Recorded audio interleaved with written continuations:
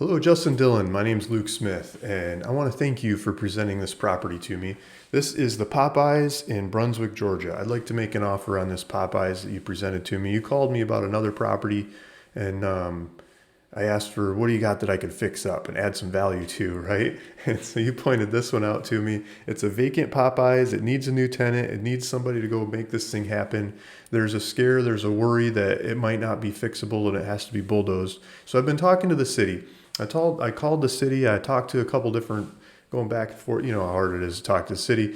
So I got the inspector guy, and he went back through notes on the inspections of this building. So like in 2020, there was a tropical event. Something went wrong with the roof, and instead of just repairing the roof and going from there, it's my understanding that the operator in this building wanted to do a facelift of the building, which probably makes sense to do that at the same time, because generally when you do facelifts of these things, you can get, your traffic goes from, your customers go from one number to another. I've seen some of these shops, they go up like 30% in business or sometimes 40% in business for getting new colors and just a little new look and feel, make it more modern. And that the cost of that translating to how much business over time can make a lot of sense to the right operators.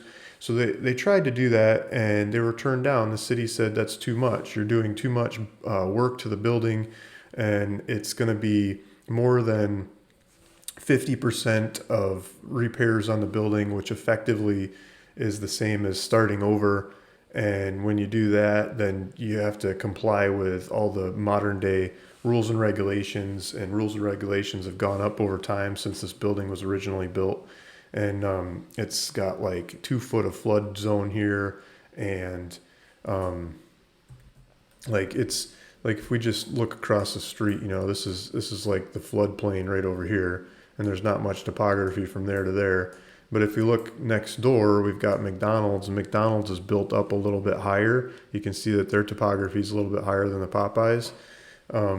So they probably did that. It's probably a more modern move to get a little bit up and out of the flood zone. So this one is in the official flood zone, but you can keep it that way and run it that way, and it's just fine. But if you do a lot of fix up to it, then you've got to build up the foundations kind of 2 foot up from where they are now to get out of the flood zone to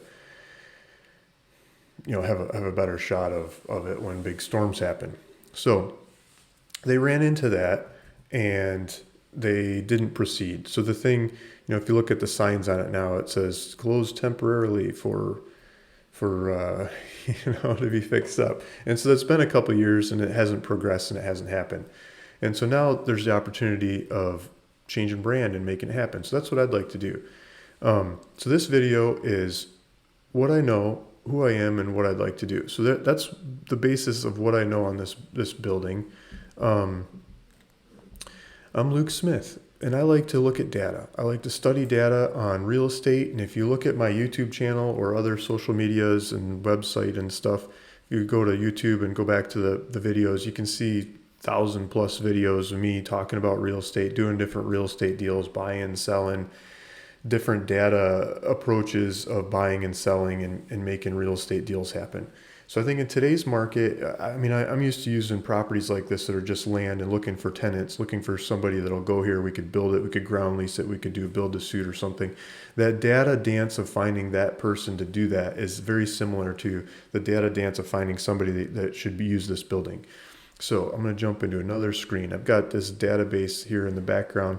And so I study cell phone traffic of these different shops that are in the area. And that helps me compare and contrast this market to another and pricing this one versus another and who goes here. So looking at the Louisiana, Popeye's Louisiana Kitchen, before they went out of business, cell phone traffic of this thing, before they stopped operating here, this was like 3 percentile or something compared to the other Popeyes. So I can definitely see why they wanted to modernize the shop and try to get the sales up while they're paying the lease on it anyway.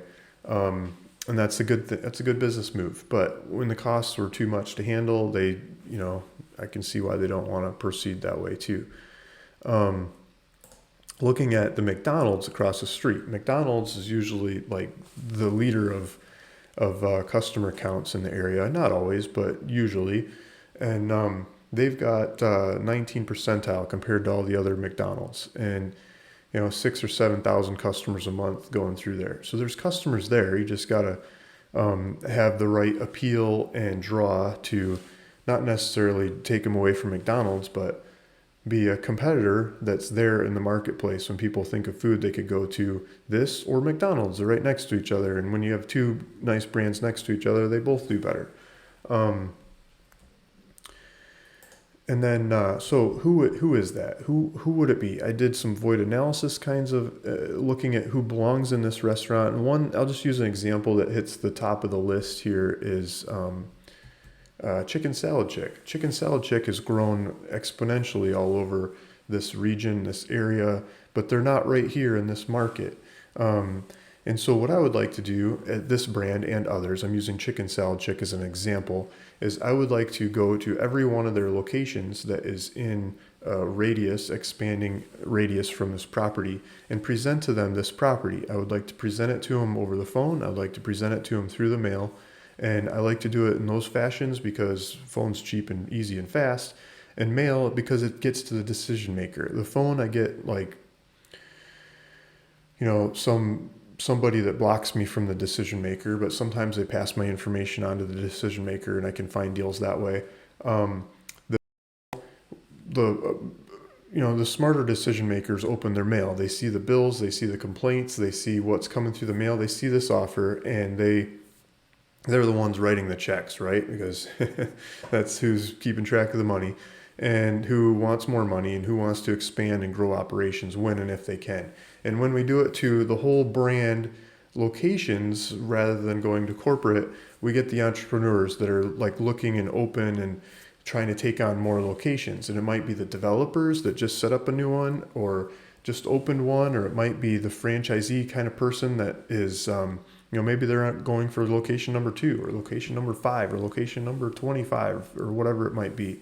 Wherever they're at, they see our offer that this location is available, and I show them how much traffic is here, what the demographics are like, business, and a synthetic view of what business for them could be here based off of my data, and versus where their shop is now, and what kind of rent could be had off of that with the pricings that we have. They could say, well, we could add on another location. This crazy guy, Luke, over here is offering me 100% financing. He's offering me the franchise fees. He's offering me the setup costs. He's offering to redo the building the way I want it. He's offering grand opening. He's offering labor credits for the first couple months to get the shop open. I mean, he's making it really easy to go open another shop. That's going to be my next shop. I'm not going to plunk down all my capital in these other ones that I'm trying to work on right now when Luke's just offering me one on a silver platter. And that's the kind of competitiveness we got to be to win these names over, these top names, these top brands, to get them to come to a location like ours here. And so that's what we do. And as they come in and as they have lesser credit or lesser names or something, then dial back the offers accordingly. But start with those offers to get them to go for it. And that's the idea. So that's what I would like to do with this building. I would like to systematically go through all those prospects that belong here that have enough horsepower to pay rent to make this location happen.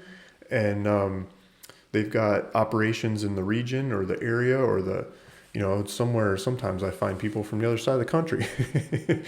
But it's easier to start with the area and the region. And just systematically go through and pound on each one of those until we get one to come in here. Okay, so the next slide I wanted to pull up here is one of my mail machines. I like to show these things off. A lot of people think I'm crazy for running these things and making these happen. I've got 3 of these suckers. And you put paper in one side and envelopes in the other, and it goes, whoop, folds my letter up, and then we put it into boxes. I've got, these over here, like the boxes, I take them to the post office and make truckloads of these boxes. They're 2-foot-long trays of letters, and these boxes in the front, these are envelopes. I think this pallet of envelopes is American-made envelopes, but I get Chinese ones too. They get them shipped from China and come by the pallet loads, these big, tall, like over my head pallet loads. I always think they're going to fall on me, I just load up my garage and let them rip. Got some, toner and stuff on the top up there, and just print like crazy. I print these letters, and these letters say, you belong in this restaurant because sales, because the numbers, because the statistics, because the finance is easy. I'll make it really easy for you. And I try to get them into there. And when I get them, Then I come back to you and I say, okay, I got him. I got him. Let's go for it. Let's close this thing. I want to close it right away as fast as possible, and then I'll run with it. And then I'll call Justin. And Justin, we got this one. It's under triple net. You brought me this property. I want you to go sell it.